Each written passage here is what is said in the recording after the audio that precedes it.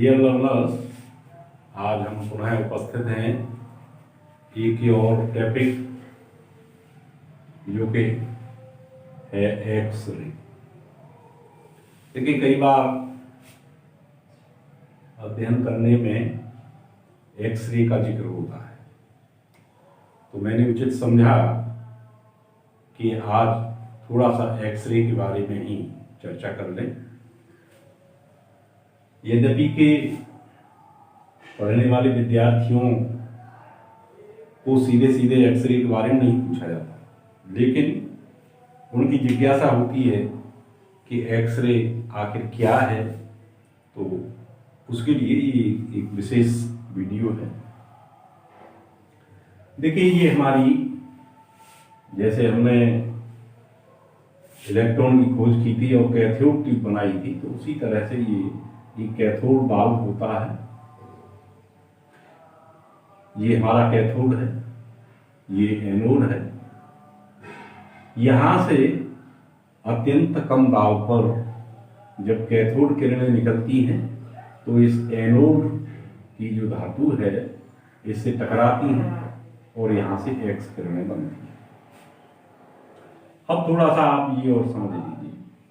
देखिए, पहली बात तो ये कि ये जो बाल्ब है ये अत्यंत कठोर कांच का अथवा कभी कभी सेरेमिक का भी बना लेते हैं, माने कि जो हमारा चीनी मिट्टी है उसका भी बना होता है, और आजकल तो और भी अच्छे अच्छे पदार्थों से इस बाल्बों को बनाया जाता है। दूसरा बात यह है कि ये जो एनोड है, एनोड वाली धातु जो हम लेते हैं वो उच्च गलनांक की और भारी धातु लेते हैं, कठोर, क्योंकि एक्स किरणें यहां जब बनती हैं तो देखिए, एक बात मैं आपको यही बता दूं कि कैथोड किरणें, पहली बात तो ये कि दाब के बारे में चर्चा कर लेते हैं। एक शब्द आता है इसमें, क्रांतिक दाब। ये क्रांतिक दाब क्या होता है? देखिए, इसमें यदि गैस भरी है और यहाँ पर हम 10,000 से जाकर ऊपर यदि वोल्टेज या विभवांतर पैदा करते हैं तो यहाँ से हमारी कैथोड किरणें निकलेंगी, जिसे हम इलेक्ट्रॉन बीम या कैथोड किरणें कहते हैं। कैथोड किरण, अब ये जब कैथोड किरणें निकलती हैं और इसमें यदि वायु भरी रहती है तो क्या होता है कि ये जो वायु के अणु हैं या जो परमाणु हैं वो इनसे आयनित हो जाते हैं और सारे के सारे जो हमारी इलेक्ट्रॉन हैं वो उनके द्वारा अवशोषित हो जाते हैं, बहुत कम बचते हैं। ऐसी स्थिति में एक्सरे पैदा नहीं होता। ऐसी स्थिति में एक्सरे पैदा नहीं होती। तो अब देखिए, ये एक्सरे है, कब बनती है? कि जब इसमें दाब कम किया जाए, माने कि उन गैसों को निकाल लिया जाए, तो वह कम से कम दाब जिस पर ये एक्स किरणें पैदा हो जाती हैं उसे हम क्रांतिक दाब कहते हैं। तो बिगिनिंग में जब ये रंजन ने प्रयोग किया था तब क्रांतिक दाब का तैयार करना बड़ा कठिन था, लेकिन आजकल इसमें निर्वात होता है। निर्वात माने कि बहुत ही कम दाब होता है, इसलिए ऐसी कोई समस्या आज नहीं है। लेकिन जान लेना चाहिए कि क्रांतिक दाब वह अत्यंत कम दाब है जिस पर हमारी एक्स किरणें निर्मित हो जाती हैं इस कैथोड नली। तो ये निर्वात पैदा कर दिया। अब यहां जब ये टकराती हैं तो अब दूसरी बात ये है कि जितनी भी हमारी कैथोड किरणें या कहें कि इलेक्ट्रॉन इस धातु पर पड़ते हैं तो उसमें से 90% तो उसके द्वारा अवशोषित कर लिए जाते हैं और ऊष्मा में परिवर्तित हो जाता है 90% का। केवल 10% और उससे कम एक्स-रे में प्रयोग होता है। एक्स-रे का निर्माण करते हैं और 90% ऊष्मा में परिवर्तित हो जाता है। इसलिए यदि कम गलनांक की धातु लें तो ये क्या होगा, पिघल जाएगी। तो उच्च गलनांक की धातु लेना इसीलिए आवश्यक होता है। अब यहां एक्सरे हमको मिलती हैं, तो एक्सरे जो है ये दो चीजें इसमें होती हैं, इनकी तीव्रता और दूसरा तीव्रता के तरंग दैर्घ्य और आवृत्ति। तरंग दैर्घ्य और आवृत्ति जो इसकी तीव्रता को निर्धारित करती है। अब इस तरह से इसमें से जो किरणें निकलती हैं, ये एक्स किरणें, तो ये एक्स किरणें, पहली बात तो आप ये समझ लीजिए कि दो प्रकार की होती है, जिनको हम इसके आधार पर दो भागों में बांट सकते हैं। पहला कोमल और दूसरा कठोर। कोमल से हमारा क्या तात्पर्य है? कोमल से हमारा तात्पर्य है जिनकी तरंग दैर्घ्य का मान उच्च होता है। कोमल एक्सरे का मतलब है जिनकी तरंग दैर्घ्य का मान उच्च होता है तथा आवृत्ति इनकी निम्न होती है। आवृत्ति इनकी निम्न होती है। कठोर का मतलब है कि इनकी तरंग दैर्घ्य का मान निम्न होता है तथा आवृत्ति उच्च होती है। तो ये हमारी कठोर होती है। कठोर और कोमल से मतलब है इनकी तीव्रता से। ये बहुत कठोर पदार्थ में भी पार हो जाती हैं कठोर वाली, और कोमल पदार्थों पर पार होते पाती हैं, आर पार होती हैं, और कठोर पदार्थों में ये रुक जाती हैं या अवशोषित हो जाती हैं। इसीलिए इन किरणों का रडार में प्रयोग नहीं किया जाता है। रडार में प्रयोग इसलिए नहीं करते हैं कि इन किरणों को जब रडार पर हम प्रक्षेपित करते हैं तो इनकी परावर्तित होने की क्षमता बहुत कम है, क्योंकि उसके द्वारा ये अवशोषित हो जाती है। इसलिए इनको रडार में प्रयोग नहीं किया जाता है। अब देखिए एक्स किरणें के गुण के बारे में आप जाने तो एक्स किरणें को पहली बात तो आप ये समझिए कि आज भी, क्योंकि ये जो रंटजन थे 1895 में इन्होंने एक्स किरणों को दिया था, तो एक्स किरणें 1895 में दिया था, तो ये थे प्रोफेसर जर्मन के। तो इन्होंने जर्मन में आज भी इनको रंटजन किरणें कहा जाता है। तो एक्स किरणें या रंटजन किरणें भी इनको कहा जाता है। जर्मन में आज भी रंटजन किरणें कहते हैं। दूसरी बात यह है कि ये सीधी रेखा में चलती हैं। तीसरा, ये गैसों को आयनित करती हैं। चौथी बात, ये विद्युत चुम्बकीय विकिरण है। विद्युत चुम्बकीय विकिरण का मतलब है कि ये बिना माध्यम के भी चल सकती है। इनमें माध्यम की आवश्यकता नहीं है, जैसे कि ध्वनि के लिए माध्यम की आवश्यकता होती है, तो यहाँ माध्यम की आवश्यकता नहीं होती है। ये सीधी विद्युत चुम्बकीय विकिरण है जो बिना माध्यम के भी चल सकते हैं, और इनकी जो तरंग दैर्घ्य है वो 10 नैनोमीटर से लेकर के 0.01 नैनोमीटर तक होती है, और ये गैसों को आयनित भी कर देती है। जब गैसों में ये पास होती है तो गैसों को आयनित कर देती है। इनकी गति प्रकाश की गति के बराबर होती है, माने कि 3 × 10⁸ मीटर प्रति सेकंड। चुंबकीय तथा वैद्युत क्षेत्र में ये विक्षेपित नहीं होती है। यदि इनको चुंबकीय क्षेत्र से गुजारा जाए या विद्युत क्षेत्र से गुजारा जाए तो ये विक्षेपित नहीं होती हैं, सीधी ही निकल जाती हैं, या यूं कहूं चुंबकीय तथा विद्युत क्षेत्र में ये अप्रभावित रहती हैं।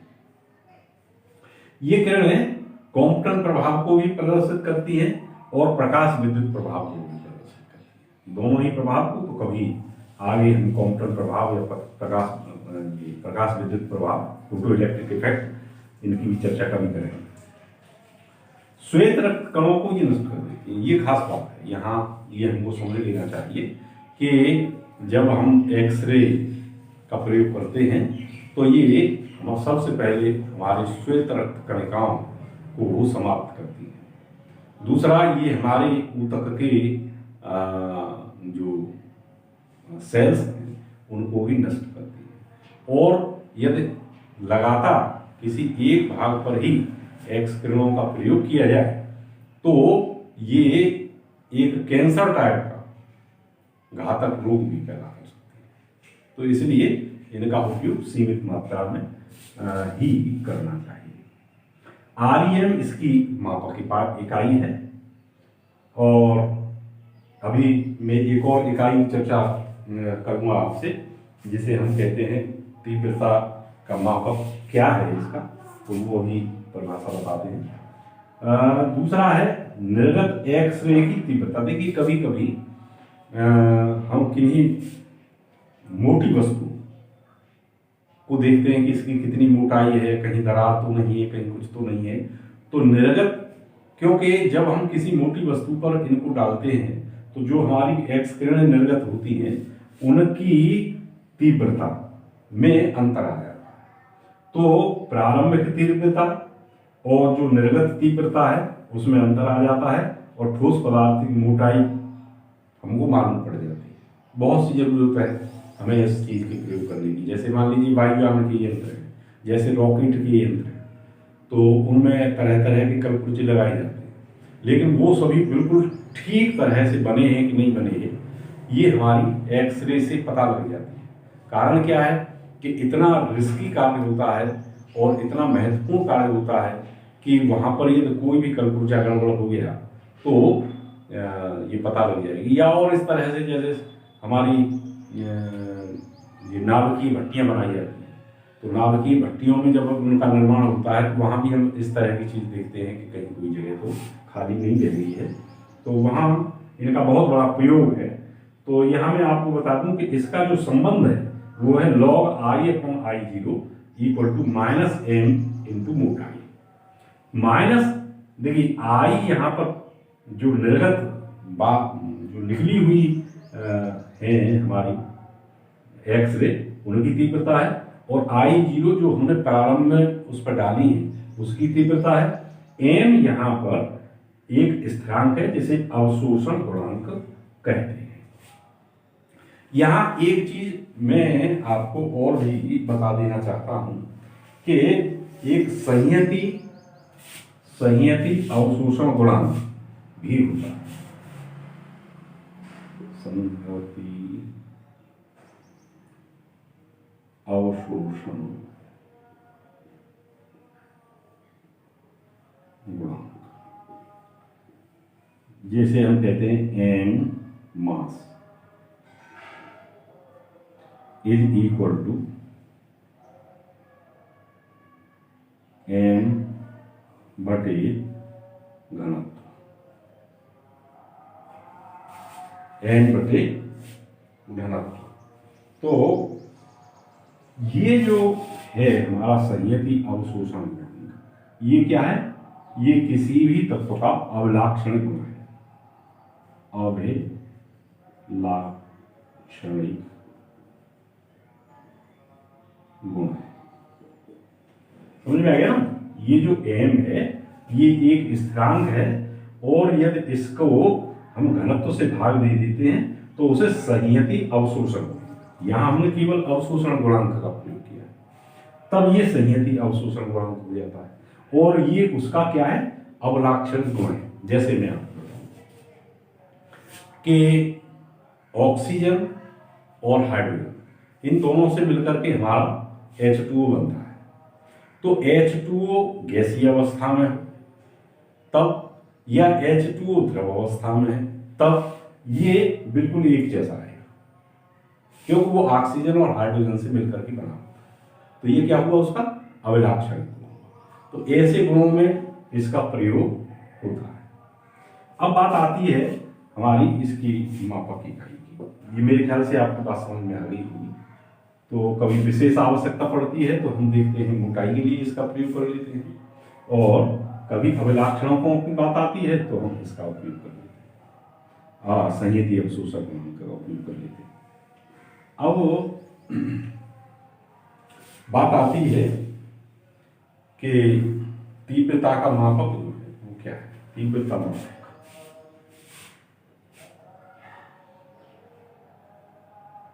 तीव्रता मापक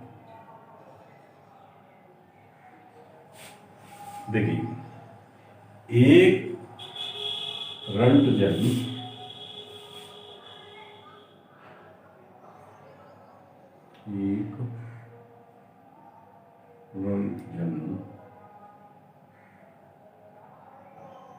एक्स रे या एक्स किरण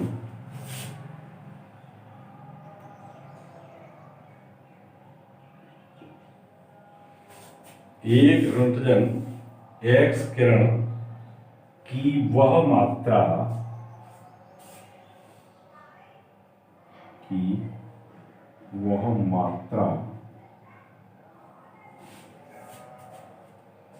जो जिसमें वह मात्रा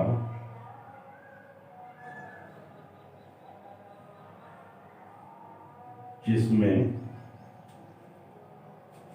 0.001293 जिसमें 0.001293 ग्राम वायु से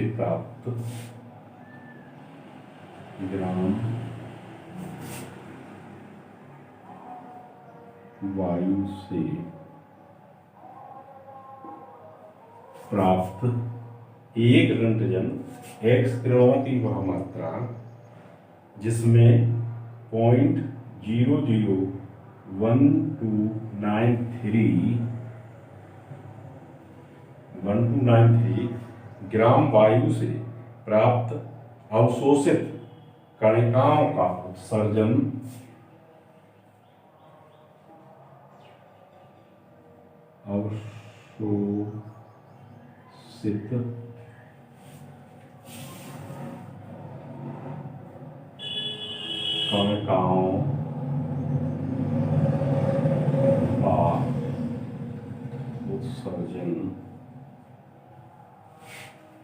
कणिकाओं का उत्सर्जन एक स्थिर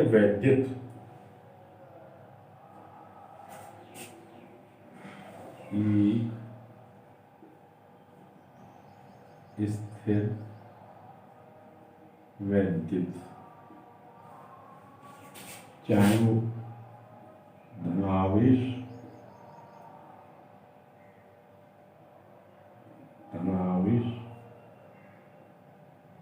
या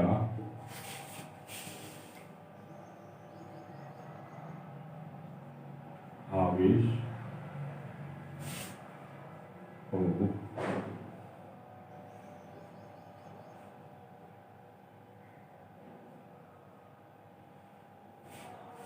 एक स्थिर वैद्युत एक रंटजन एक्स किरणों की वह मात्रा जिसमें 0.001293 ग्राम वायु से प्राप्त अवशोषित कणिकाओं का उत्सर्जन एक स्थिर वैद्युत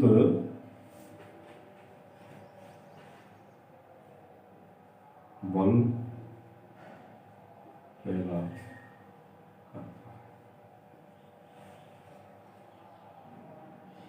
चाहे वो धनावेश हो चाहे वो ऋण। तो ये इसकी मापक इकाई है। अब थोड़ा सा इसके उपयोगों के बारे में भी चर्चा कर लेते हैं। देखिए, ये तो इसकी मापक इकाई है। अब इसके उपयोगों की चर्चा करें। नोट कर लिया होगा मैं समझता हूँ। तो अब यहाँ में इनकी उपयोगों की चर्चा।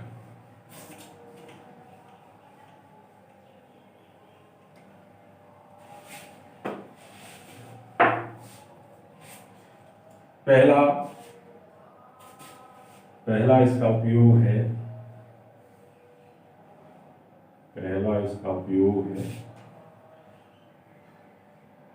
रेडियोग्राफी में।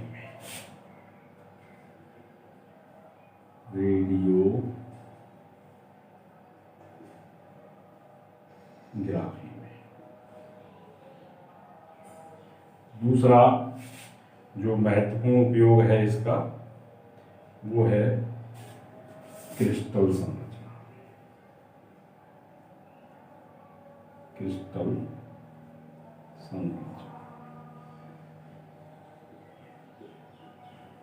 तीसरा जो उपयोग है चिकित्सा क्षेत्र।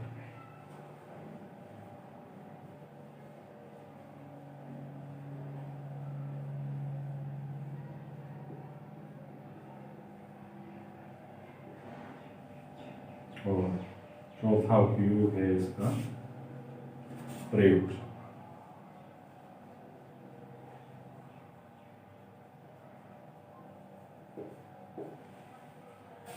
अब देखिए, चिकित्सा क्षेत्र में इसका कितना उपयोग होता है ये तो आप सब जानते हैं। कोई भी सर्जरी बिना अब एक्सरे की नहीं हो पा रही है, तो चिकित्सा क्षेत्र में तो इसका बहुत बड़ा महत्वपूर्ण उपयोग है ही। इसके साथ जब हम क्रिस्टलों की संरचना ज्ञात करते हैं तो उसमें भी इसका महत्वपूर्ण उपयोग होता है।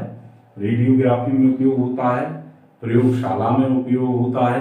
और देखिए, ये मैंने उपयोग आपको पहले ही बता दिया है कि यदि कोई मोटी चीज है तो उसकी कितनी मोटाई है, उसमें कहाँ दरार है, उसमें कहाँ कमी रह गई है, उसके लिए इसका उपयोग होता है। उसकी विशिष्टता ज्ञात करने में उपयोग होता है। जैसे मैंने अभी आपको बताया कि ये अवशोषण गुणांक, और अवशोषण गुणांक में जब घनत्व का भाग दे देते हैं तो हमको वो एक गुणांक प्राप्त होता है जो अभिलाक्षणिक होता है। तो ये सभी इसके उपयोग हैं। मैं समझता हूँ कि आप इसके बारे में अच्छी तरह से समझ गए होंगे, लेकिन एक बात बस यही ध्यान रखने की है कि इनकी जो तीव्रता है या तरंगदैर्घ्य आवृत्ति है, वो यहाँ से हमारी जो सप्लाई है उसके ऊपर निर्भर करती है। लेकिन एक बात बता दूं कि यहाँ पर ये बात थोड़ी सी प्रैक्टिकल बात है जो कि हम देखते हैं कि यहाँ पर इस एनोड को ठंडा करते रहते हैं। तो पहले इसे हम वाटर से कूल करते थे, लेकिन वो कभी जमाना था शुरुआत का, लेकिन आज बहुत प्रगति हो गई है, इसलिए इसको कूलेंट करते रहते हैं ताकि ये हमारा फिलामेंट गर्म ना हो, और इसको बहुत थोड़ी देर के लिए ही उपयोग में लाया जाता है। तो ये एक खास बात ध्यान रखने की है इसमें। यद्यपि कि अब पूरा उपकरण वो अलग चीज़ है, उससे हमारा कोई संबंध नहीं, हमारा केवल यहाँ थ्योरी से संबंध है। तो मेरे ख्याल से ये बात आपकी समझ में आ गई होगी। और तब तक के लिए धन्यवाद। अब नेक्स्ट वीडियो में हम और टॉपिक नया लेकर के आएंगे। Thank you.